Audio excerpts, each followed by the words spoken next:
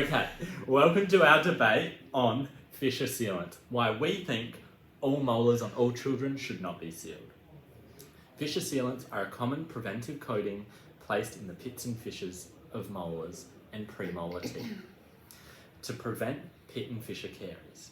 Sealing all molars, both deciduous and permanent, on all children would be dangerous. It's extremely ineffective to place fissure sealants on all of the molars of all children's teeth. This would pose a threat to those of low risk of occlusal caries and those seeking care for reasons other than occlusal caries. It can cause ecological niches or create microleakage, and it uses excessive amounts of time and money to seal all of those children who may not be suitable candidates for fissure sealants. The three areas that we're going to discuss today are about the suitability for sealant placement. If you can't seal it, why would you seal it? Why would you? Ecological niche formation. Nobody likes those bits of mould that grow on the grout in the shower. It's not good enough. And the time and cost effectiveness. You wouldn't buy more of something just because it's on sale, or at least I hope you wouldn't. Dental professionals should decide to place pit and fissure sealants based on the patient's risk. If a patient does not exhibit any risk factors or is at low risk of developing carious lesions, there is no need to perform this preventative measure. A paper written by the American Academy of Pediatric Dentistry stated that sealing occlusal caries within the first year after eruption is no longer state of the art, as caries do not necessarily occur within the first years of eruption and in some instances do not occur at all. The decision to apply fissure sealing materials should be based on personal, tooth and surface risk, which can constantly change throughout a patient's life. There are concerns that teeth with lost sealant material may be at a higher risk of caries development when compared with never sealed teeth. In the case of teeth that have partially lost their sealants, areas next to remaining sealant material may be more difficult to keep clean and pose a higher risk for lesion development. Modifying the tooth surface, for example, by acid etch prior to sealant placement is also thought to bear a higher risk compared to non-modified teeth surfaces. A research article published in 2015 states that a reassessment of fissure sealants should be held at least annually and not exceeding 12 months for all children and adolescents at high risk of developing caries. If SA Dental were to bring in this policy and begin to place sealants on molars of all children, low risk and medium risk individuals would not meet this recommendation. Dental sealants are only as effective as they remain on the pit and fissures. Research indicates that approximately 40% of all sealants placed require reapplication over 2 years of follow-up due to partial or total loss of retention. No clear difference can be seen between teeth that have been sealed and lost their sealant and those that have retained their sealant. This indicates that teeth that have lost their sealant are no more susceptible to caries than unsealed teeth. When fissure sealants are placed without due consideration on a case-by-case basis, microleakage may occur and an ecological niche may form. Saliva contamination during material placement is considered to be the most common cause of sealant failure. Contamination of the enamel surface during material placement may result in microleakage due to the inadequate seal formation and consequently cause rapid sealant degradation as a result of compromised shear bond strength. Newly erupted teeth are ideal targets for preventive measures, partly due to their immature enamel structure and susceptibility to caries.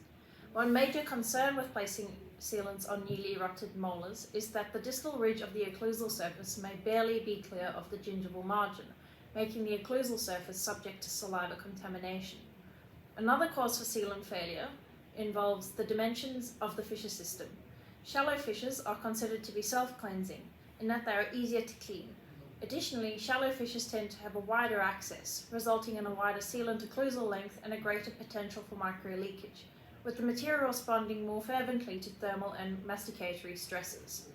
The microshrinkage experienced in shallow fissure sealant placement is greater than deep fissure sealant placement due to the resultant greater surface and margin areas.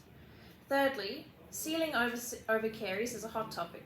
In a study published in 2007, It was found that sound or non-carious fissures displayed less microleakage than unsound or carious fissures, implying that the seal quality is influenced by the enamel quality over which it is placed.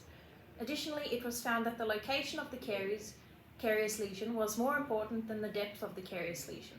From this, it can be determined that the sealant material should not form a margin with the underlying carious lesions, rather covering them in their entirety, with the sealant margin overlying sound enamel structure.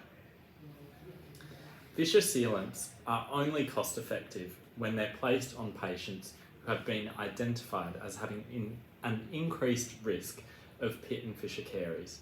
Although fissure sealants appear to be cost effective as they are used in the prevention of caries, and they've reduced the need for more extensive and invasive treatment to restore these teeth. They are not suitable for all individuals and are much more cost effective when a risk-based approach to case selection is used. It's recommended by N.J.M et al. That fissure sealants should be provided to a selection of individuals with an increased risk profile. When the child's caries risk and tooth morphology are also considered, in order for the fissure sealant to be successful, it needs to be placed in optimum conditions. The optimum conditions can be technique sensitive. We need to worry about the moisture control of these teeth. So we're thinking about rubber dam. Now, when rubber dam is placed, that skill, according to Kapitan et al., is going to take time, and nothing happens for free. Time is money, and money is time. Now, the average time it takes to place a rubber dam in one quadrant is 2 minutes and 38 seconds. There are 4 quadrants of molars. That's both deciduous and permanent. So that means that we're looking at about 10 minutes per appointment to seal all molars at placing rubber dam. And this varies depending on the individual clinician and the child's tolerance to the rubber dam as well. And if not, and the sealants were placed without optimum moisture control, it would create another barrier to the fissure sealants being as effective, because that can cause microleakage as well. Furthermore, this time used would create further barriers to those who are seeking care for other reasons, and would be an extremely large task to seal all of the molars of all of the children's teeth.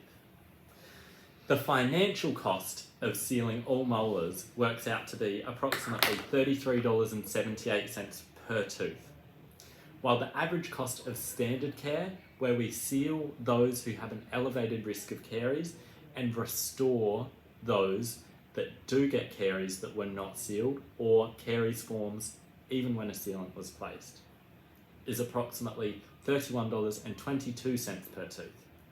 Whereas if we were to look at not sealing any teeth, but providing the restorative treatment for the pits and fissures when required, this would only cost $27.08 per tooth. That's a bargain. It really is.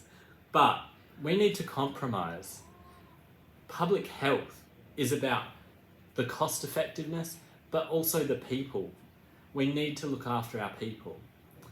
The provision of standard care provides a more cost-effective strategy while minimising the amount of restorative care required.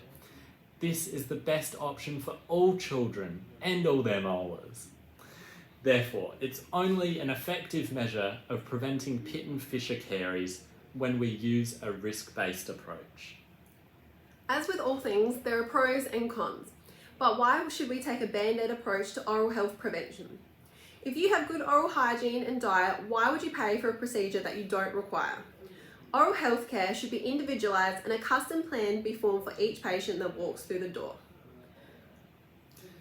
If you're not feeling it, don't go sealing it. Don't do it. Use your individual